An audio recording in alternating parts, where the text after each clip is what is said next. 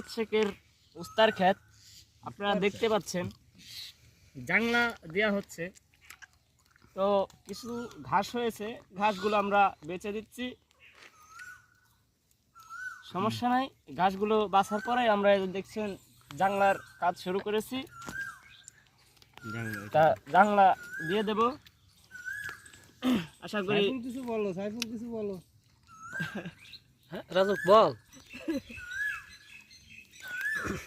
তা ভাইয়ের আরো অন্য অন্য ক্ষেত আছে, পাশে একটা কচু ক্ষেত দেখতে পাচ্ছেন, 8-10 পাখি কচু লাগাইছে,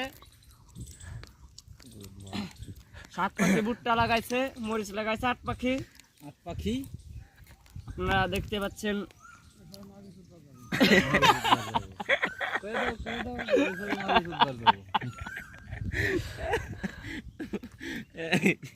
ভিডিও বেশি